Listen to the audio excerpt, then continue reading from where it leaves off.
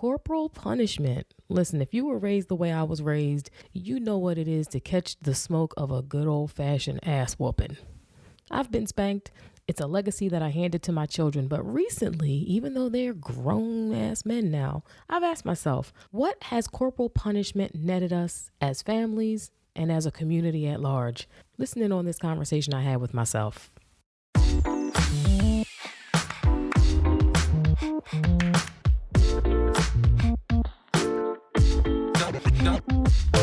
Welcome to another episode of Innerventions. Remember, an intervention is a divine encounter with yourself because sometimes you need to sit across the table from your choices, attitudes, beliefs, and confront the ones that are no longer serving you. I'm your host, Hawa Bond. Let's get into it.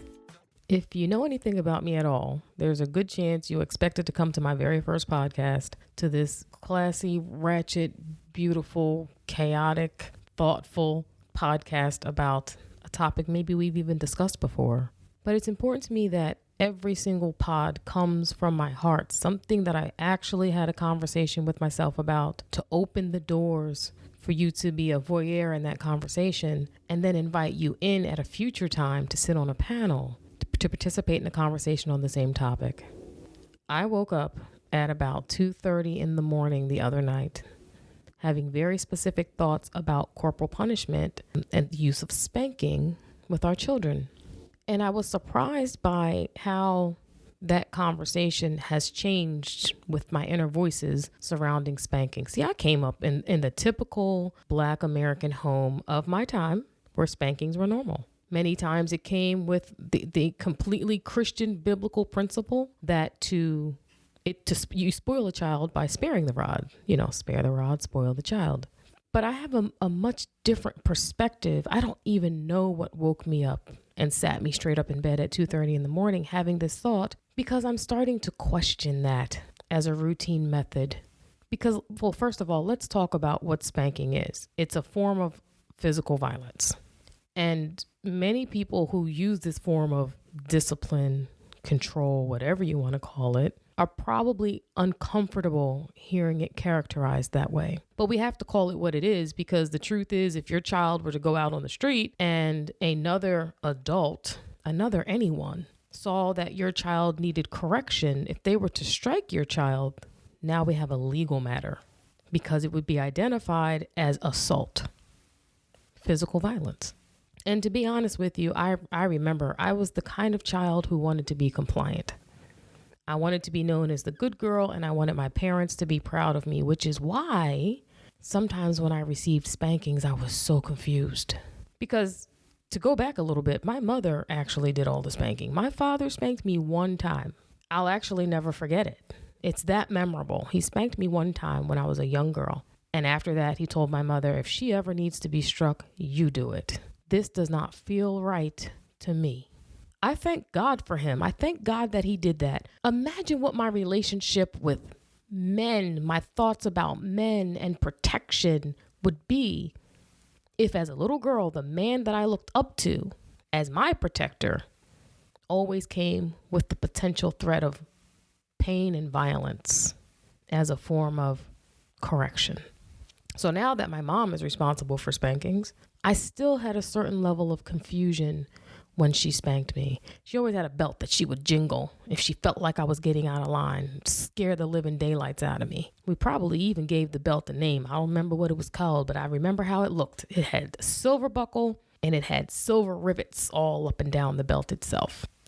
And I remember how often I felt betrayed receiving these spankings, because instead of it feeling like something loving, which is what it was presented as, it just felt violent, like a violent betrayal of this large adult, feeling as if there's something I did, even in my effort to please, that there was something I did that deserved physical violence, because that's how it feels. And the thing about it was kind of presented as the cost of admission to be a member of the family, right? This is love. This is discipline. This is how it looks. You are not supposed to have a thought about it. You're not supposed to have an emotion about it. In fact, you're almost not supposed to cry about it, because you know how it went. Stop crying or I'll give you something to cry about. I believe you've already done that here, ma'am. And there were certain other confusions surrounding the spanking. My mother was a teacher during those times when you could do really nice things for the children. You could still give them hugs. You could still support their families if they were needy. You could invite them over for play dates. This was way back in the day. I mean, you can't even halfway sideways look at a student now. But there was one student. I'm trying to think of what, maybe we were 9 years old or so. We'll call her D. Close enough. And she would come over and we would bake cakes and have play dates. I loved her, but I also hated her. See, Dee came from a troubled family. Many, many years later, when she was still a young woman, she died of a drug overdose. And it was just a sad result for a girl who came from a family of origin where she never really got what she needed to thrive. And I was really sad to hear that. But I'm saying that to show you just how troubled the home was that she came from. But the reason why I loved her so much was because she was open, she was expressive, and she was smart. She was sharp. I admired that about her. But the reason why I admired it the most was because it was something that I was not allowed to be. Because my mother was a whip cracker.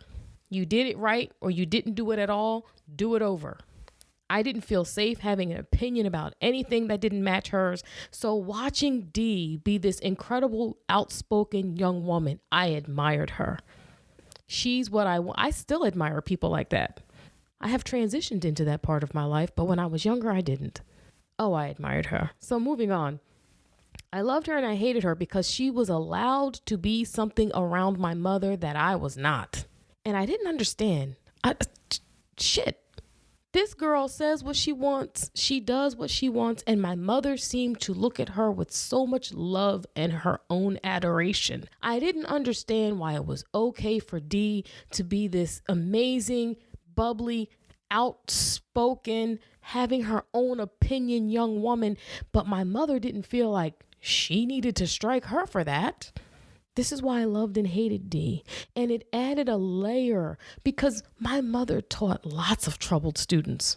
Yet she seemed to have a love and a compassion and a patience for them that was easy and beautiful and loving. But when it came to me, if I stepped halfway out of line, now it took me years to come to the conclusion that's because my mom loves me and wants more for my life.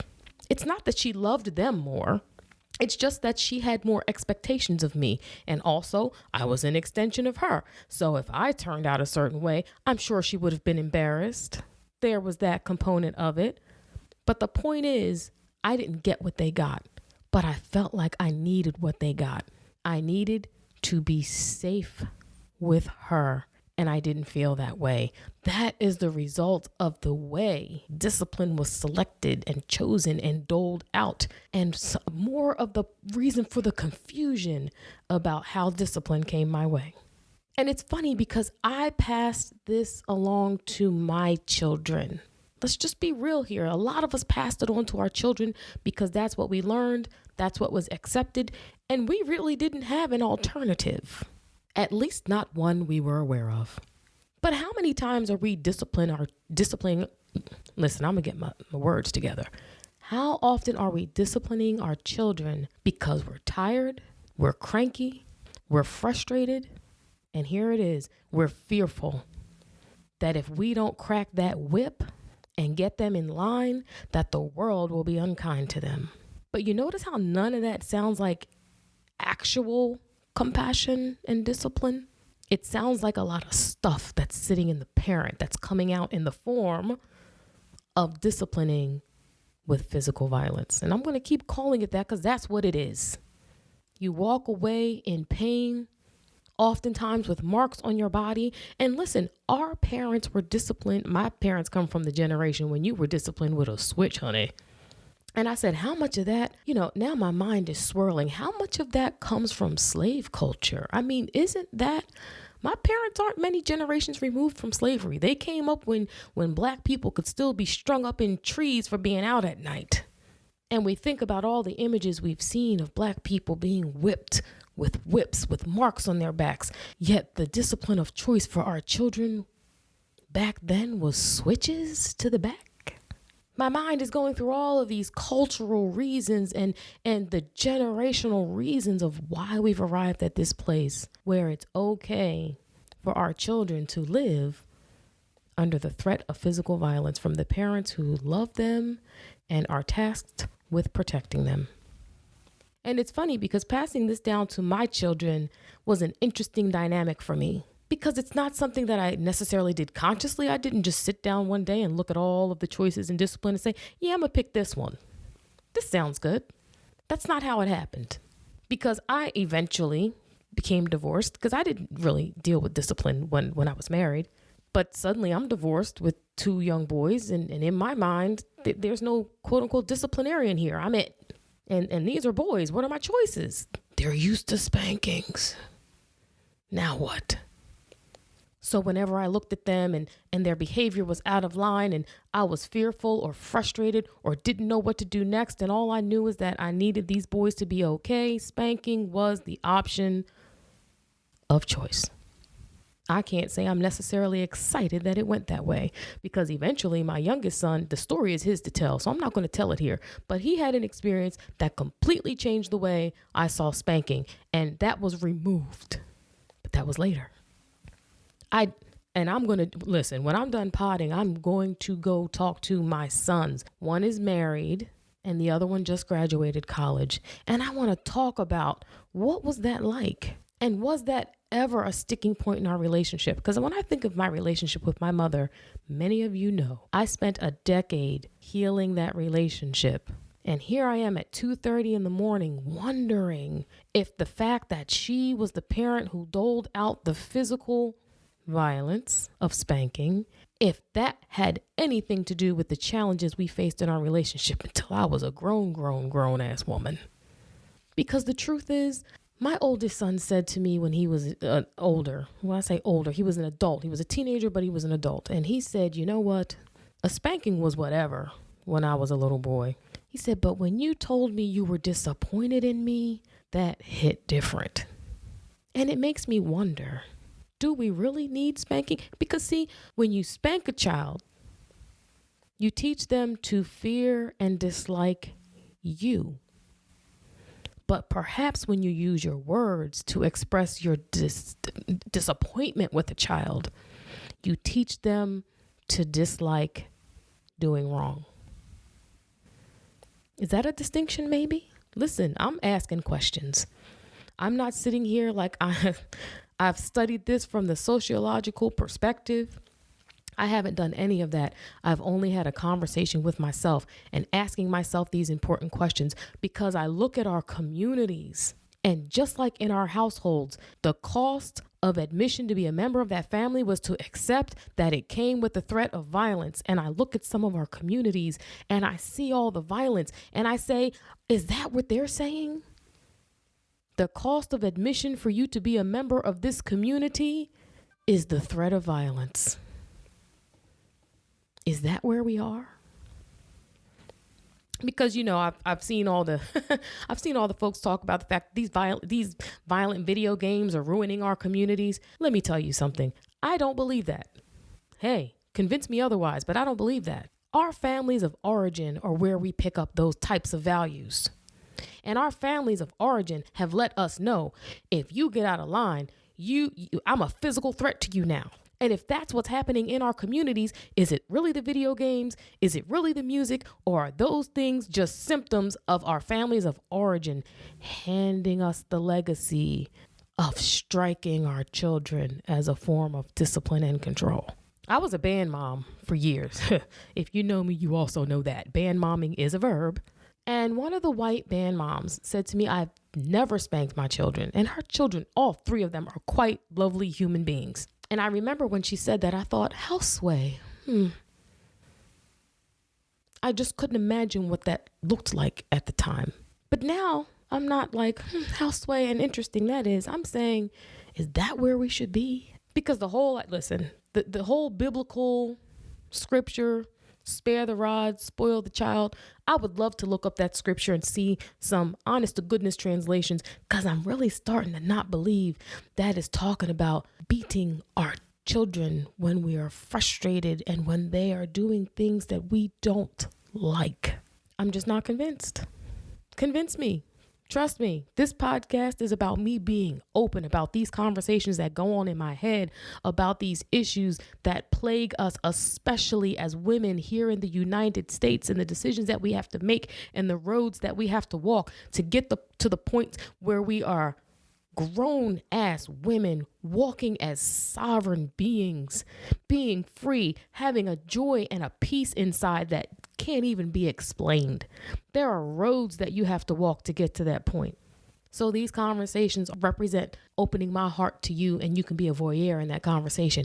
And I welcome you in at a later time to sit and speak with you. We're going to talk this out together.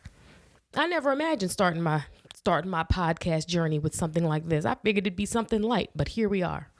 So moving on. So the cost of admission for being in some families is the threat of violence.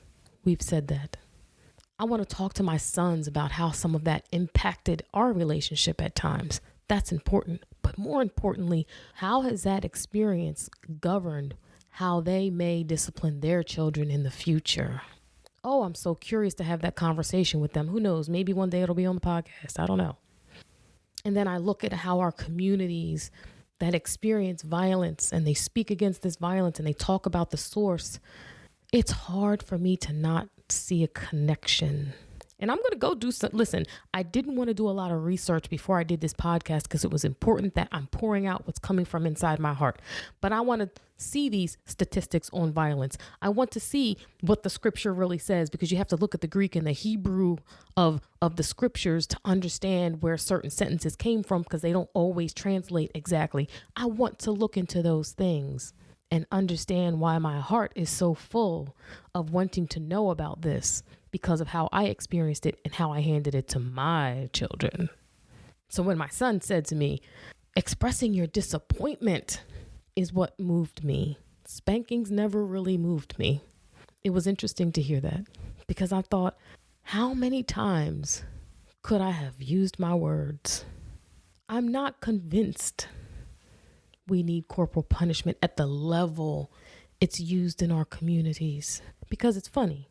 My family of origin, when I was younger, had some domestic violence issues in it. I'm just going to say it. And I remember thinking, gosh, Mom, you don't like it when there's any kind of threat of violence coming from my dad. Why should I like it coming from you? Oh boy. I had to sit with that. Even as I say it now, I feel the tears stinging the back of my eyes. A child who was already feeling the helplessness of being in a home where the relationship between the adults in the home is violent. And I'm not just talking about in terms of physical violence. It was verbally violent in that house. The helplessness I was already experiencing there, and couple on top of it, one of those adults doling out painful, violent discipline to little me. I'm beginning to understand that some of that stuff sat with me longer than I knew.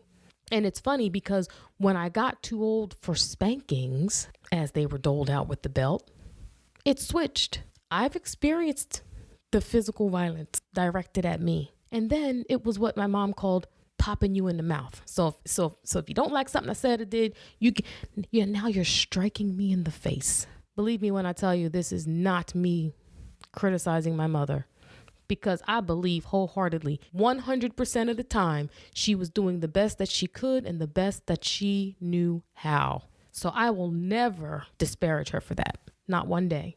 I'm just talking about my experience of it. So now here I am experiencing what it's like now for some of this verbal violence to be directed at me in all types of ways, through criticisms, some of them that were stinging. I'm not going to be specific about them here, because again, I'm not going to tell someone else's story in a deep and full way. A lot of that is their story to tell. And also now I remember sitting in a Chinese food restaurant in Pleasantville, New Jersey, y'all. If you've known me for a long, long time, you know where Pleasantville is and how close I live to Pleasantville. I lived in McKee City. This is in New Jersey. And I was talking to my mom about something. What was I, like 14 years old? I don't remember what the conversation was about, but I remember her hand flew up off that chair and she popped me in my mouth sitting in that restaurant. And people looked around and I looked around and I was so wounded because I didn't know what I'd said. I just knew she didn't like it. I didn't know why she didn't like it. I don't recall feeling even malicious in the moment. But again, here we are. The threat of violence if you're out of line. Do you know what it does to a woman when the threat of violence is so ready that she's afraid to say and do things that even may be true to her? Because there's no safe space to have conversations about things that were true to me. Imagine that. And when you carry that into your adulthood, you don't know where to disconnect that. What happens is suddenly the beauty of your own wisdom, the beauty of your intuition, the beauty of your curiosities about life in general, you're no longer connected to that stuff because you're like, I need to be in alignment to be safe. I need to be in alignment with someone else's reality to be safe. Saying that out loud frightens me because this is how so many, I'm sure men are included, but I'm talking to the women. This is how so many women get to points in their lives when a woman's intuition is a powerful thing. Yet she's disconnected from it and denying her truth in the search for what's required of her to be protected, to be loved, to be accepted, to be approved. And yes, I believe all of this comes from if you come from a family of origin that was more concerned about discipline than your actual wellness in terms of your thoughts, in terms of your autonomy. You're taught that your body, you have no autonomy over your body. I will strike you at any time I feel like it. So you better figure out how to make me happy at all times. Whoa, what a responsibility to put on a child. And especially when you're not having conversations about the how and the why. And it never comes back around to, but what did you need in that moment from me that you felt like you weren't getting? And here's what I thought I needed from these conversations are never had. I didn't realize how much of this I was carrying around. And because right now I'm at a point in my life where legacy is important to me. I want to pass a legacy to my sons of speaking to your own truth, living by your own wisdom and intuition when it comes to how you handle your children. Because I'm not convinced this is the best way.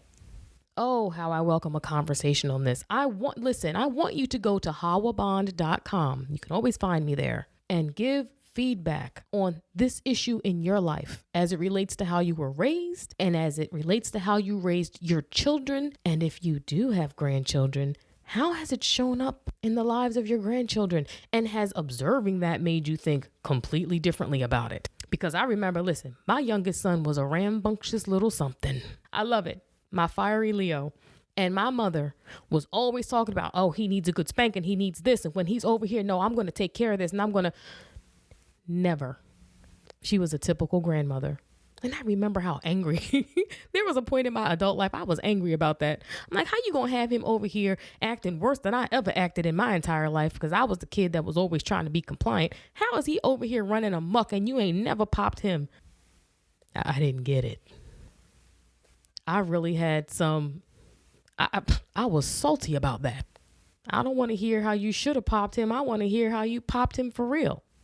Since you're talking about it, since I had to take so many of them, see how that shit flows? They always say shit rolls downhill. Yes, it does. And what did it say about my crazy, traumatized ass waiting for him, sitting over here on the sidelines, waiting for him to get popped one good time? Knowing how I felt experiencing that, but feeling like it was unjust that this same woman who thought my tiny missteps deserved violence, yet she has this grandchild over here running amok and he gets none of it. Oh, the madness of how this shit runs generationally. That is one of the craziest experiences to think, I didn't want it, but I got it anyway. It should be his turn. That's insane. And that just goes to show how deep some of this stuff runs. Come on now. I'm adamant about understanding this better because I look at our young children. They need us to show up as true protectors, as true disciplinarians, where the goal is to guide and to teach as opposed to inflict painful punishment. I mean, the frickin' jail system has discovered that type of punishment is not effective. Why are we assuming it's effective for our children? They're layered human beings that need something from us that I don't know that they're getting just by the threat of violence from the adults that they look to for their help and their protection. And it was good for me to have this conversation with myself, to get an understanding, to let that shit out. Whatever is left about it that is stored in my body, let it be released in this moment. And it makes perfect sense that something like this woke me up at 2:30 in the morning, because after spending 10 years healing around my relationship with my mother, shortly after that, I found myself reconnecting to my own intuition and not even realizing it's because I'm also able to let go of so many things. And it sounds like this is one of the things I needed to wash away out of the deep, dark places in my soul. It's another one of those rooms that I found the key, I opened the door, and I swept it out.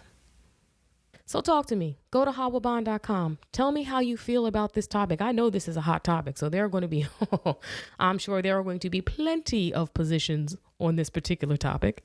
And I'm going to go talk to my sons, and I'm going to do a little homework about violence in our communities. You know, socioeconomics have a lot to do with that as well. But is that because we're using corporal punishment and the threat of violence in our poorer communities more often? I don't know, but I want to know, and I want to hear from you. One more time, howabond.com. Join the conversation with me. So before we end and before you go running out of the door, I wanted to add something. This is an epilogue to this episode. I actually recorded this episode months before the podcast had a name or even had a home online. And I feel the need to follow with this epilogue because it's been a while. I sat with this episode and some things have occurred since the recording. Something that I didn't say that I really feel deserves some attention is, if you show me a child, quote unquote, misbehaving, I'll show you a child who's struggling to get a need met. And they're trying to get that need met using the mental and emotional resources that are available to them, which, of course, if we're talking about a child, aren't many, right? They're looking for us to learn how to deal with their mental and emotional state and how to get their needs met in this life in safe ways. So my question is, how does violence benefit that child? Again, we see them as misbehaving, as if it's intentional, but this is a living being trying to figure out life. And I'm not so sure. I am sure violence is not the answer to that. And sometimes, listen, the peanut gallery is the worst. The people standing on the sidelines talking about, acting up. He deserved that. It's almost like there's a cheering section when we're choosing violence in terms of disciplining our children. See, the mental and emotional health of the adult in this situation is essential here. Because I see how adults who lack those resources or are too tired to apply those resources, I could see how that adult would choose the quick and dirty violence as a way to get what they need. And typically what they need in that moment is a break. So, and if you did spank your children, don't necessarily think you won because your child didn't grow up to be violent. Because see, I don't believe that's the only outcome to corporal punishment. How about how safe that child feels now that they're an adult? Are they anxious, insecure? And here's the big one, because I see this every day. Are they unable to regulate their emotions? See, sometimes using corporal punishment or violence, as I'm determined to call it, as discipline, just gives that young adult growing into an adult something new to contend with, that they have to grow up and deal with the effects of that method of discipline. See, I had a chance to ask my youngest son, since I recorded this, about spankings in our, and trust me, he was the one that got most of the spankings. And his answer surprised me a little bit. His response was, you know what? I like the person I turned out to be. And as a result of that, I wouldn't go back to my past and change anything about it, because I wouldn't be who I am if that didn't exist. You know, kind of like the butterfly effect. You take that out and maybe my life wouldn't have been as good if that hadn't occurred. There's no way to tell that. And that was a lovely self-aware response. And it, it makes me look forward to asking his older brother, who got way less of the spankings, how it impacted him. But it doesn't